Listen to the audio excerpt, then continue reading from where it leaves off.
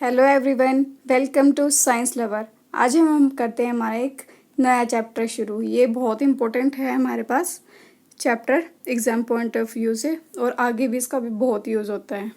ठीक है, तो चलिए शुरू करते हैं आज की क्लास। आज की हमारा टॉपिक है acid, basis and salt. Acid क्या होते हैं? जैसे आपने अपनी पिछली वाली क्लासेस में पढ़ा होगा, जो एसिड होते हैं वो हमारे पास खट्टे होते हैं। ठीक है, इसके एग्जाम्पल हो गए, जैसे हमारे पास लेमन है। ठीक है, और इसके अंदर क्या होता है, जो हमारे पास जो लिटमस पेपर का जो टेस्ट होता है वो इसके अंदर होता है। जो ब्लू लिटमस पेपर है उसको ये रेड के अंदर कन्वर्ट कर देता है, या फिर जो ब्लू कलर है वो रेड कलर के अंदर चेंज हो जाता है। अब है बेसिस क्या होते हैं? जो हमारे पास बिटर टेस्ट होता है जिनका, और जो लिटमस पेपर के टेस्ट के अंदर जो रेड लिटमस पेपर है उसको रेड से ब्लू के अंदर कन्वर्ट कर दें। ठीक है, ये तो था हमारे पास लिटमस पेपर के हिसाब से। ठीक है, अब ये लिटमस पेपर क्या है हमारे पास?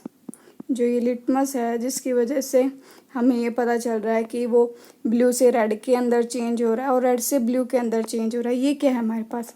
ये हमारे पास एक नेचुरल इंडिकेटर है। क्या है ये हमारे पास? Natural indicator. इसको हम नेचुरल इंडिकेटर कैसे बोल रहे हैं? फर्स्ट, इंडिकेटर का क्या मतलब है? ये हमें इंडिकेटर का मतलब क्या है कि ये हमें कलर की चेंज, जो कलर के अंदर चेंज आ रहा है, ये हमें वो इंडिकेट करता है या फिर हमें दिखाई देता है। ठीक है, और नेचुरल कैसे है? ये हमारे पास जो लिटमस है ना, जो नॉर्मल जो हमारा पेपर होता है, जो वुड से मिलकर बना होता है, जो पेपर है हम उसको डाई करते हैं by the help of lichens. ये हमारे पास जो लाइकेंस है, ये हमारे पास, एक मिनट इसको इरेज कर लेते हैं, कंफ्यूज हो गया। ठीक है, जो ये लाइकेंस है ये क्या है हमारे पास? ये हमारे पास एक तरह का प्लांट होता है। ठीक है, उसकी हेल्प से पेपर को हमने डाई कर दिया। ठीक है, अब जो ये लिटमस पेपर होता है हमारे पास, ये हमारे पास 3 फॉर्म में होता है। एक तो रेड कलर में होता है, एक होता है हमारे पास ब्लू कलर में, और एक होता है हमारे पास पर्पल कलर में। ठीक है, जो रेड कलर का पेपर है वो हमारे पास जो टेस्ट देता है वो बेस के लिए देता है, और जो ब्लू वाला है ये हमारे पास एसिड के लिए देता है, और जो पर्पल वाला है ये हमारे पास, जब हमारे पास हमें ये ना पता हो कि हमें एसिड के लिए करना है या फिर बेस के लिए करना है, अगर रेड के अंदर चेंज हो जाए सॉल्यूशन के अंदर डिप करने के अंदर, तो ये होता है हमारे पास एसिड। अगर ब्लू के अंदर चेंज हो जाए तो वो हो गया हमारे पास बेस। ठीक है, इस तरह से कैसे हमें पता चलता है। अब ऐसे ही हमारे पास क्या कोई और भी नेचुरल इंडिकेटर्स होते? क्या कोई और भी हमारे पास नेचुरल इंडिकेटर्स हैं? हाँ, जैसे हमारे पास हल्दी होगी। हल्दी भी हमारे लिए एक नेचुरल इंडिकेटर का काम करती है। आपने देखा होगा जब कपड़ों के ऊपर सब्जी गिर जाती है, तो जैसे ये हमारा क्लॉथ है, इसके ऊपर यहाँ पे सब्जी गिर गया, फिर मान लो कड़ी गिर गई, जब हम इसको कपड़े को वॉश करेंगे, वाइट कलर का है अगर ये कपड़ा, ठीक है, उसको वॉश करेंगे तो वो हमारे पास है ना थोड़ा सा रेडिश ब्राउन सा हो जाता है, रेडिश ब्राउन सा हो जाता है। तो उससे हमें क्या पता चलता है कि जो ये वॉश के अंदर जो हमने सोप या फिर डिटर्जेंट यूज़ करते हैं वो हमारे पास कैसे हैं? बेसिक हैं नेचर के अंदर। ठीक है, तो जो हल्दी है वो भी हमारे लिए एक नेचुरल इंडिकेटर की तरह काम करती है। ठीक है, ऐसे ही बहुत सारे इंडिकेटर हैं हमारे पास, जैसे फिनोप्थलीन हो गया, फिनोप्थलीन हो गया। नेक्स्ट है हमारे पास जैसे मिथाइल ऑरेंज हो गया, मिथाइल ऑरेंज इंडिकेटर हो गया। ये सारे हमारे पास इंडिकेटर्स हैं। ठीक है, और लिटमस पेपर मैंने आपको बता ही दिया, या फिर लिटमस सॉल्यूशन बोल दो, और या फिर टर्मरिक हल्दी। ठीक है, ये हमारे पास क्या है, इंडिकेटर्स हैं जो कलर चेंज करके हमारे पास ये बताते हैं कि हमारे पास जो ये सॉल्यूशन है वो एसिडिक है या बेसिक है या फिर कैसा है। ठीक है, अब आर्हेनियस ने ना एक कंसेप्ट दिया था। अकॉर्डिंग टू आर्हेनियस, जो एसिड्स होते हैं ना, जो H पॉजिटिव आयंस रिलीज करेंगे वो होंगे हमारे पास एसिड। जैसे इसका एग्जांपल क्या है, जैसे HCl लिया हमने, हाइड्रोक्लोरिक एसिड लिया, उसको वाटर के अंदर डिजोल्व करवाया, तो हमें हाइड्रोनियम आयन और साथ में क्लोरीन आयन देते हैं। ये हाइड्रोनियम आयन से हमें पता चलता है कि जो HCl है वो हमारे पास कैसा है, एसिडिक है। ठीक है, और आर्हेनियस के हिसाब से बेस क्या था, जो OH नेगेटिव आयंस लिबरेट करे वो होंगे हमारे पास बेस। ठीक है, इसका एग्जांपल क्या है, जैसे हमने अमोनिया लिया, वही वाटर के साथ रिएक्शन कराई, तो क्या मिलेगा हमें, NH4 पॉजिटिव आयंस और साथ में हाइड्रोक्साइड आयन।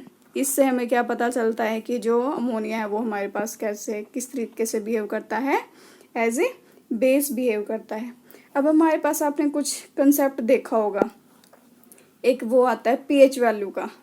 ठीक है, अब pH वैल्यू क्या है, जनरली ये हमारे पास है ना इंडिकेट करते हैं कि उसके अंदर जो कंसंट्रेशन कितनी है H पॉजिटिव आयंस की। जो pH वैल्यू है, फर्स्ट तो इसकी जो नोटेशन है वो इस तरीके से होती है, pH की नोटेशन इस तरीके से होती है।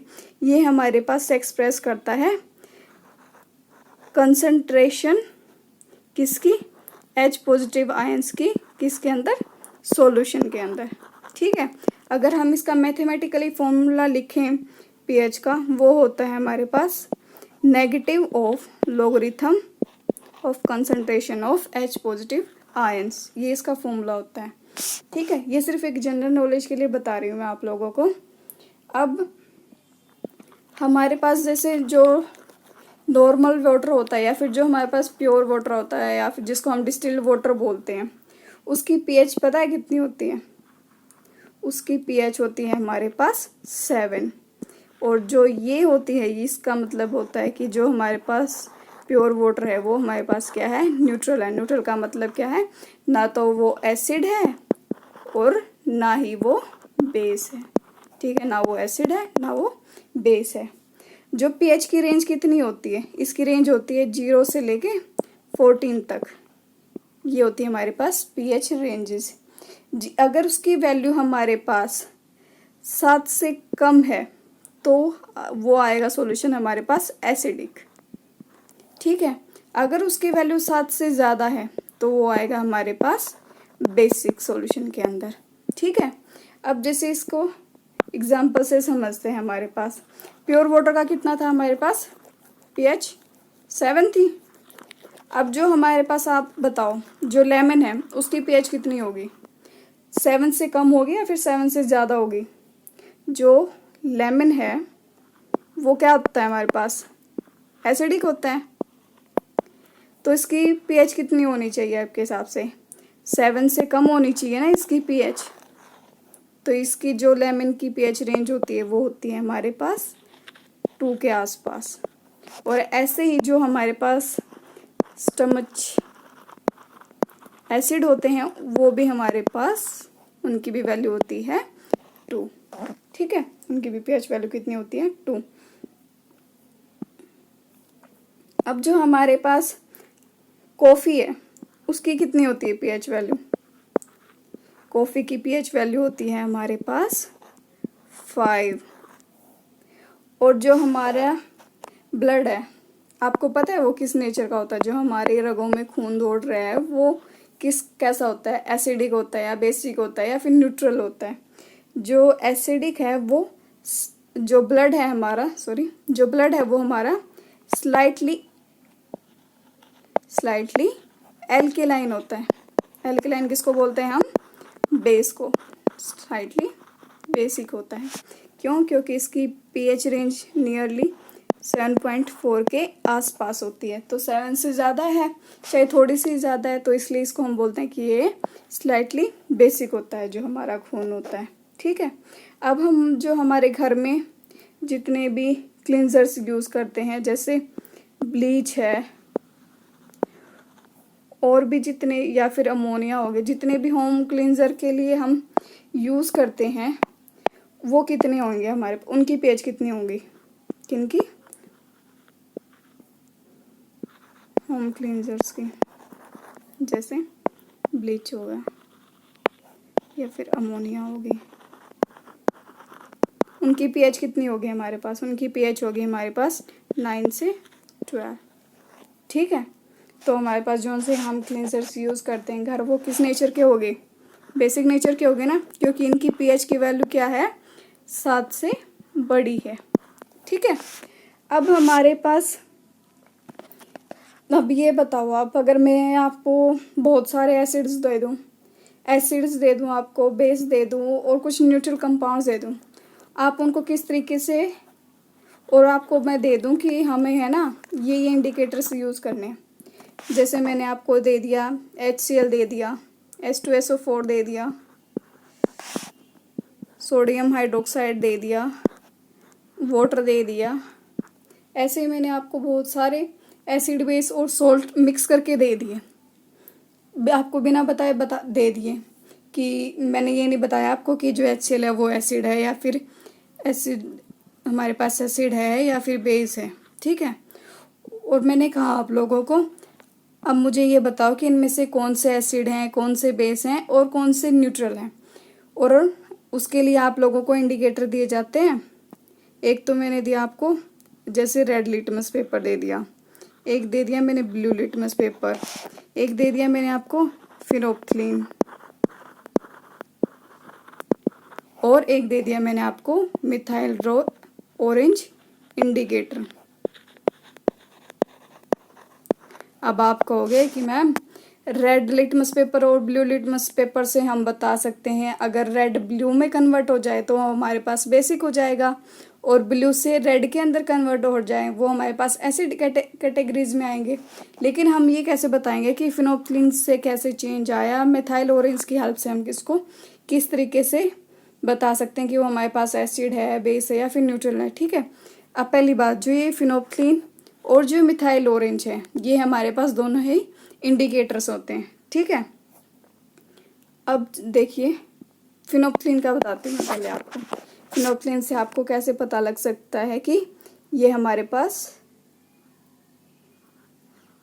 फिनोप्थलीन से हमें कैसे पता चलेगा कि ये हमारे पास एसिड है या फिर बेस है। ठीक है, इसका जो केमिकल फॉर्मूला होता है वो होता है C20H14O4। इसको हम इस तरीके से भी लिख सकते हैं।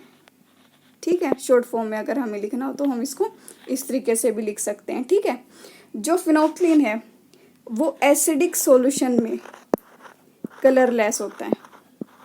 एसिडिक सॉल्यूशन में कैसा होगा, वो कलरलेस। अगर आपने फिनोप्थलीन है उसको अंदर एसिड डालते जाओगे तो वो कलरलेस रहेगा, तो इसका मतलब क्या है कि जो सॉल्यूशन हम उसके अंदर डाल रहे हैं वो एसिडिक है। ठीक है, अगर उसका बेस कब होएगा, वो जब उसका कलर चेंज हो जाए, किसके अंदर, पिंक के अंदर, और ये बिल्कुल लाइट कलर का पिंक कलर का आता है। ठीक है, लाइट सा पिंकिश कलर आता है, तो वहाँ पे हम बता देंगे कि जो सॉल्यूशन हमने लिया है वो क्या है, हमारे पास बेसिक नेचर का है। तो इस तरीके से हम फिनोप्थलीन की हेल्प से बता सकते हैं। और फिनोप्थलीन का जनरली यूज़ हम एसिड बेस टाइट्रेशंस के अंदर करते हैं। जैसे जैसे आप अपनी हायर क्लासेस में जाओगे ना, वहाँ पे आपको एक्सपेरिमेंट्स कराने शुरू कर दिए जाएंगे, और वहाँ पे आप इन सब का एक एक करके यूज़ देखोगे। ठीक है, फिनोप्थलीन का हो गया। अब नेक्स्ट हम देखते हैं एक और कौन सा रह गया हमारे पास, मिथाइल ऑरेंज इंडिकेटर। जो ये मिथाइल ऑरेंज इंडिकेटर होता है, इसके अंदर है ना शार्प कलर आते हैं बिल्कुल, तो ये बेस्ट मेथड भी माना जाता है। अब इसके अंदर क्या होगा, जो हमारे पास, अब हम लेते हैं methyl orange indicator. Methyl orange indicator लिया हमने, इसके अंदर क्या होता है, जब रेड कलर अपीयर हो जाए ना तो उसका मतलब है वो सॉल्यूशन हमारे पास एसिडिक है। अगर वो हमें येलो कलर दे तो उसका मतलब है कि हमें जो सॉल्यूशन है वो हमारा बेसिक है नेचर के अंदर। ठीक है, इस तरीके से हम बता सकते हैं कि कौन सा हमारे पास एसिडिक होएगा और कौन सा हम बेसिक होएगा। अब मैंने जो आपको बोला था कौन कौन से दिए थे मैंने आप लोगों को, एक तो HCl दिया था, एक सल्फ्यूरिक एसिड दिया था और एक NaOH दिया था। HCl था, सल्फ्यूरिक एसिड था और सोडियम हाइड्रोक्साइड था और वाटर था।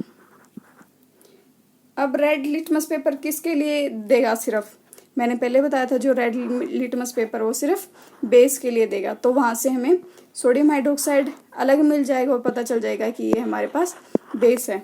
और फिर मैंने दिया था आपको ब्लू लिटमस पेपर, उससे हमें सिर्फ यहाँ से पता चलेगा, क्योंकि जो ये यहाँ पे है ना ब्लू से रेड के अंदर कन्वर्ट हो गया, तो हमें यहाँ से पता चलेगा कि ये एसिडिक है। ठीक है, ये तो रेड लिटमस पेपर और वाटर उनके ऊपर कोई इफेक्ट नहीं पड़ेगा। ठीक है, अब हम मिथाइल उसके फिनोल्फ्थालीन की हेल्प से कैसे बता सकते हैं कि ये हमारे पास एसिडिक है या फिर बेसिक है। फिनोल्फ्थालीन के ऊपर क्या इफेक्ट करेगा? वैसे तो हमें पता चल गया कि ये एसिडिक है। फिनोल्फ्थालीन के अंदर क्या होएगा, जो सॉल्यूशन रहेगा वो हमारा पास रहेगा, एक मिनट क्या हो रहा है, जो सॉल्यूशन है वो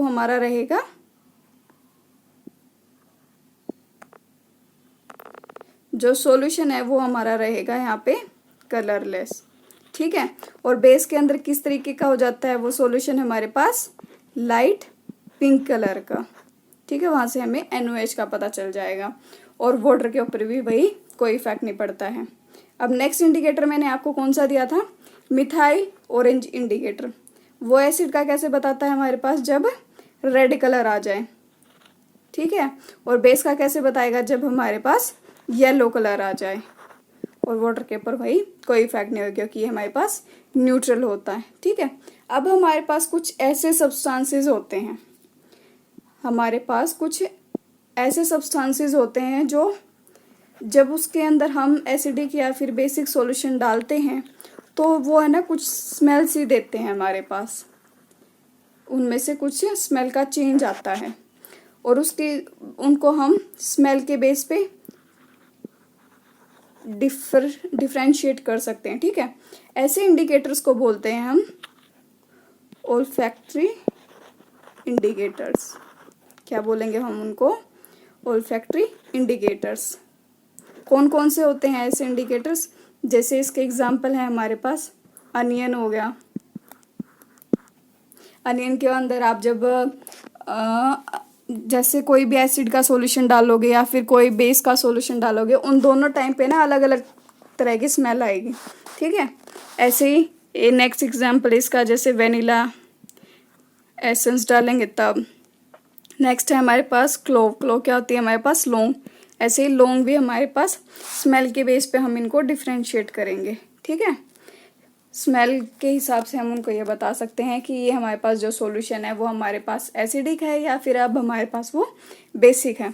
अब नेक्स्ट आता है हमारे पास इम्पोर्टेंट टॉपिक, यहाँ से शुरू होता है, how do acid and base react with metal. कि हमारे पास जो एसिड हैं और बेस हैं वो मेटल के साथ किस तरीके से रिएक्ट करते हैं। अब हम इसको एक एक्टिविटी से या फिर एक एक्सपेरिमेंट से लेके समझते हैं। अब हमने लिया एक टेस्ट ट्यूब ली हमने, जैसे ये वाली। ठीक है, इसके अंदर डाल दिया हमने डाइल्यूट सल्फ्यूरिक एसिड। ठीक है, और इसके अंदर डाल दिया हमने मेटल में। ये तो हमारा डाइल्यूट सल्फ्यूरिक एसिड क्या होता है? एसिडिक होता है। हमने मेटल ले ली जिंक। जब इसको हम वार्म करेंगे तो क्या होगा? ये जो हमारे पास डिलीवरी ट्यूब है ना, यहाँ से जो ये जिंक वाली मेटल है इसके सरफेस के ऊपर है ना हाइड्रोजन गैस होनी शुरू हो जाएगी। ठीक है, और अब ये हाइड्रोजन गैस इस डिलीवरी ट्यूब से यहाँ पे इस सॉल्यूशन के अंदर आएगी। ये सॉल्यूशन किस चीज़ का है? हमारे पास सोप सॉल्यूशन। और जब सोप सॉल्यूशन के अंदर हाइड्रोजन गैस आएगी तो ना बबल्स की फॉर्म, यहाँ पे ना बबल्स बने शुरू हो जाएंगे और उन बबल्स के अंदर क्या होगी? हमारे पास हाइड्रोजन गैस। अब हम देखें कि वो कैसे, कि वो गैस है हमारे पास। अब जब हम उनके पास कैंडल लेके आएंगे ना तो बर्निंग होएगी उन गैस मॉलिक्यूल्स के अंदर और एक पॉप सी साउंड निकलेगी, ठीक है। उससे हम बता सकते हैं कि हमारे पास हाइड्रोजन गैस निकली है। तो इसके अंदर हमारे पास क्या हुआ है कि जो एसिड था और मेटल रिएक्ट करी तो हमारे पास क्या बना, एक सोल्ट बन जाएगा और साथ में हाइड्रोजन गैस निकल जाएगी, ठीक है। इसके अंदर इस जो हमने ये एक्सपेरिमेंट किया है ये वाला, इसके अंदर क्या हुआ था, हमारे पास जो मेटल है ना, जो मेटल है उसने हाइड्रोजन को डिस्प्लेस कर दिया था। जो मेटल है उसने हाइड्रोजन को डिस्प्लेस कर दिया था, ठीक है। और ऐसे ही हमारे पास साल्ट की फॉर्मेशन हुई और साथ में हाइड्रोजन गैस निकल गई। अब ये तो था हमारे पास एसिड के साथ रिएक्शन, ठीक है। अब ऑब्वियसली हम जब, मैंने इसका हेडिंग क्या थी इसकी, एसिड और बेस के साथ रिएक्शन मेटल की, ठीक है। अब हमने एसिड के साथ पढ़ लिया, अब हम देखते हैं बेस के साथ इसका क्या इफेक्ट होता है। जैसे हमने एक टेस्ट ट्यूब ली, इसके अंदर हमने डाल दिया, पहले तो इसके अंदर पड़े थे हमारे पास यहाँ पे जिंक मेटल थी यहाँ पे, ठीक है। फिर हमने इसके अंदर डाल दिया 2 ml सोडियम हाइड्रोक्साइड, बेस डाल दिया हमने इसके अंदर। तो क्या होगा इसके अंदर ऐसे ही, और जब हम इसको हीट करेंगे तो हमारे पास जो रिएक्शन होएगी वो होएगी, हमारे पास जो सोडियम हाइड्रोक्साइड है, जो हमारे पास सोडियम हाइड्रोक्साइड और जो जिंक है वो हमारे पास रिएक्ट करके क्या देंगे, वही साल्ट बना लेंगे और साथ में हमारे पास हाइड्रोजन गैस निकलेगी। और इसके अंदर जो सॉल्ट बनता है वो होता है हमारे पास सोडियम जिंकेट, जिसका केमिकल फॉर्मूला होता है Na2ZnO2। ये होता है हमारे पास सोडियम जिंकेट, इसके अंदर जो सॉल्ट की फॉर्मेशन होती है, ठीक है। जो एसिड के साथ है ना, मोस्टली ऑलमोस्ट जितने भी मेटल हैं वो रिएक्ट कर लेते हैं, लेकिन बेस के साथ सिर्फ कुछ ही मेटल्स होते हैं जो रिएक्ट करते हैं, जैसे जिंक हो गया, एल्यूमिनियम है, सिर्फ कुछ सर्टेन मेटल्स ही इसके साथ रिएक्ट करते हैं, ठीक है। अगर अब हमें इसको कंबाइन करके बोलना हो या फिर एक समरी के फॉर्म में बोलना हो तो हम कैसे बोल सकते हैं कि जब एसिड और बेस के साथ रिएक्शन होती है, एसिड या फिर बेस के साथ हम मेटल की रिएक्शन करेंगे तो वो हमें क्या देगी, तो हमें प्रोडक्ट में मिलेगा एक तो सोल्ट बना था और साथ में हमारे पास हाइड्रोजन गैस निकलेगी। क्यों? क्योंकि हमने एसिड में भी देखा था, वहाँ पे भी हाइड्रोजन गैस निकल रही थी, और अब ये बेस वाला एग्जांपल लिया था उसके अंदर भी हाइड्रोजन गैस निकल रही थी। तो ये होगी, इसको हम इस तरीके से जनरलाइज फॉर्म में लिख सकते हैं। अब नेक्स्ट आता है हमारे पास कि जो मेटल कार्बोनेट्स हैं और मेटल हाइड्रोकार्बोनेट्स हैं वो कैसे रिएक्ट करते हैं एसिड्स के अंदर, ठीक है। इसके अंदर हमने ली 2 टेस्ट ट्यूब लेंगे इसके अंदर हम, ठीक है। एक को ले लिया हमने ए, एक को ले लिया हमने बी। एक अंदर डाला हमने सिर्फ मेटल कार्बोनेट, मैंने जनरल फॉर्मूला लिखा है इसका, और इसके अंदर डाल दिया हमने मेटल हाइड्रोजन कार्बोनेट, क्योंकि हमें इन दोनों की रिएक्शन देखनी है एसिड के साथ कैसी होती है। तो इस तरीके से जब हम ये पूरा उसका सेटअप होता है, अभी हमने ये टेस्ट ट्यूब ली, अब इसके अंदर हम दोनों के अंदर डालेंगे डाइल्यूट HCl दोनों के अंदर, ठीक है। और फिर इस तरीके से ये प्रोसेस हो गया हमारे पास। तो हमने क्या किया, जो मेटल लिया है वो हमने ले लिया सोडियम की, तो यहाँ पे ली हमने सोडियम कार्बोनेट इस टेस्ट ट्यूब के अंदर, और साथ में क्या है डाइल्यूट हाइड्रोक्लोरिक एसिड डाल दिया। तो क्या होगा उसके बाद हमारे पास यहाँ पे कार्बन डाइऑक्साइड गैस निकलेगी साथ में, और फिर जब ये डिलीवरी टेस्ट ट्यूब के अंदर इसके अंदर इकट्ठी होगी ना तो वाइट कलर के प्रेसिपिटेट आ जाते हैं।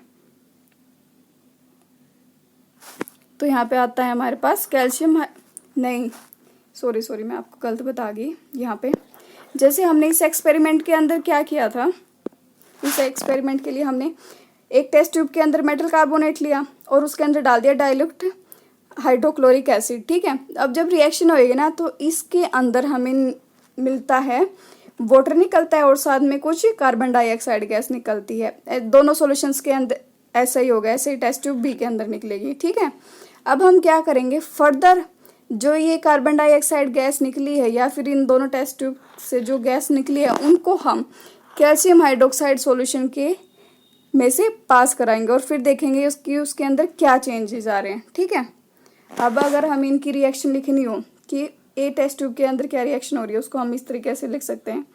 जो सोडियम कार्बोनेट था उसकी रिएक्शन हुई जब हाइड्रोक्लोरिक एसिड के साथ, तो हमारे पास बना सोडियम क्लोराइड और साथ में हमारे पास बना वाटर और साथ में हमारे पास कार्बन डाइऑक्साइड गैस बाहर निकली। ठीक है, और जो दूसरी टेस्ट ट्यूब है उसके अंदर कैसे रिएक्शन हुई हमारे पास, वहाँ पे हमने क्या लिया था मेटल हाइड्रोजन कार्बोनेट, और मेटल कौन सी लिया हमने सोडियम, वही उसकी रिएक्शन भी डाइल्यूट हाइड्रोक्लोरिक एसिड के साथ, इसमें भी सेम NaCl और वाटर और साथ में कार्बन डाइऑक्साइड गैस बाहर निकलेगी। ठीक है, अब हमारा नेक्स्ट स्टेप क्या था कि जो ये कार्बन डाइऑक्साइड गैस निकली है इसको हमें पास करवाना है कैल्शियम हाइड्रोक्साइड से, कैल्शियम हाइड्रोक्साइड के सॉल्यूशन से।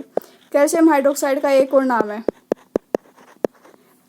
कैल्शियम हाइड्रोक्साइड को हम बोलते हैं लाइम वाटर। ठीक है, जब हम उसका कार्बन डाइऑक्साइड को लाइम वाटर में से पास कराएंगे तो हमारे पास जो रिएक्शन होएगी उसको हम रिएक्शन के फॉर्म में इस तरीके से लिख सकते हैं कि हमने ली कैल्शियम हाइड्रोक्साइड और पास क्या करवाई उसमें से कार्बन डाइऑक्साइड गैस। ठीक है, तो हमारे पास कैल्शियम कार्बोनेट की फॉर्मेशन होती है और ये सॉलिड होते हैं और वाइट कलर के पीपीटीज बन जाते हैं उसके अंदर। पीपीटीज का क्या मतलब है कि वो हमारे पास इनसोल्यूबल है वहाँ पे। ठीक है, वाटर के अंदर, और साथ में हमारे पास वाटर निकलेगा यहाँ पे। ठीक है, ये तो था जब हम सिर्फ लिमिटेड अमाउंट में अगर हम CO2 गैस उसमें से पास करवाते हैं। जब हम एक्सेस में कार्बन डाइऑक्साइड पास करवाते हैं तब क्या होगा हमारे पास, तब हमारे पास जो ये कैल्शियम कार्बोनेट बना था ना इस रिएक्शन के बाद, मैं वापस से लिखती हूँ इस रिएक्शन को, जो हमारे पास ये है कैल्शियम हाइड्रोक्साइड है, इसमें से जब हमने CO2 पास करवाई थी तो क्या बना था हमारे पास कैल्शियम कार्बोनेट और साथ में हमारे पास वाटर निकला था। ठीक है, अब अगर हम एक्सेस में लेते हैं कैल्शियम कार्बन डाइऑक्साइड को तो क्या होगा हमारे पास, तो हमारे पास जो ये कैल्शियम कार्बोनेट बना है ना वो फर्दर हमारे पास कैल्शियम हाइड्रोजन कार्बोनेट के अंदर कन्वर्ट हो जाता है। ठीक है, और जो ये बना है हमारे पास ये होएगा हमारे पास जो वाटर के अंदर सोल्यूबल होगा, सोल्यूबल इन वाटर। ठीक है, अब हमारे पास जितने भी जैसे ये हैं लाइमस्टोन हो गए और चोक हो गए और जितने भी मार्बल्स हैं ये हमारे पास कैल्शियम कार्बोनेट की ही फॉर्म होती है। ठीक है, दूसरी फॉर्म में प्रेजेंट होते हैं। ठीक है, तो अब इसको हम अगर जनरलाइज फॉर्म में अगर हम इस कंप्लीट रिएक्शन को लिखना हो तो कैसे होगा, क्या देखा आपने, जब मेटल कार्बोनेट और मेटल हाइड्रोजन कार्बोनेट एसिड के साथ रिएक्शन करते हैं तो क्या सेम सा स्टेप था, ऑलमोस्ट सेम ही रिएक्शन थी इनके अंदर। जब मेटल कार्बोनेट या फिर मेटल हाइड्रोजन कार्बोनेट लेते हैं हम और उसकी रिएक्शन करवाते हैं डाइल्यूट हाइड्रोक्लोरिक एसिड के साथ तो हमारे पास क्या बनता है, या फिर किसी भी एसिड के साथ रिएक्शन करवाते हैं तो हमारे पास बनता है सोल्ट बनेगा, साथ में वाटर बना था और साथ में हमारे पास क्या निकली थी CO2 गैस निकली थी। ठीक है, इसको ये है हमारा जनरल, इस तरीके से आप याद रख सकते हो कि जब हम मेटल कार्बोनेट और मेटल हाइड्रोजन कार्बोनेट की रिएक्शन करवाते हैं किसी भी एसिड के साथ तो वो हमें प्रोडक्ट में हमें सोल्ट की फॉर्मेशन होएगी, साथ में वाटर और साथ में जो कार्बन डाइऑक्साइड गैस है वो निकलेगी। ठीक है, अब हमारे पास आता है ये वाला क्वेश्चन है, अगर मैंने आपको दे रखा है सिर्फ रेड लिटमस पेपर दे रखा है और 3 टेस्ट ट्यूब हैं आपके सामने, उसमें से मैंने एक के अंदर डाल दिया डिस्टिल वाटर, एक के अंदर डाल दिया मैंने एसिडिक सॉल्यूशन और एक के अंदर डाल दिया मैंने बेसिक सॉल्यूशन। और मैंने आप लोगों को ये नहीं बताया कि कौन सी टेस्ट ट्यूब के अंदर कौन सा है। तो आप रेड लिटमस पेपर से कैसे बता सकते हो? अब ये बताओ, जो रेड लिटमस पेपर वो किसके लिए देता है? मैंने बिल्कुल स्टार्टिंग में ही पढ़ाया था आज। जो रेड लिटमस पेपर है वो हमारे पास टेस्ट देता है बेसिक सॉल्यूशन के लिए, ठीक है। तो उसका जब बेसिक सॉल्यूशन के अंदर जाएगा तो वो रेड से ब्लू के अंदर कन्वर्ट हो जाएगा और हमें पता चल जाएगा कि वो सॉल्यूशन हमारे पास बेसिक है। वाटर के ऊपर उसका कोई इफेक्ट नहीं पड़ेगा और इसलिए हम बता सकते हैं बेसिक सॉल्यूशन अलग निकल गया। जो डिस्टिल वाटर है उसको हमने रेफरेंस के रूप में ले लिया और जो बच गया फिर वो क्या रह गया हमारे पास? Acidic solution. तो आज की क्लास में हम बस इतना ही पढ़ते हैं। अब आगे का इसके नेक्स्ट पार्ट में देखेंगे कि इसकी एसिड बेस आपस में किस तरीके से रिएक्शन करते हैं, कैसे न्यूट्रलाइज होते हैं। So thank you so much guys for watching this video.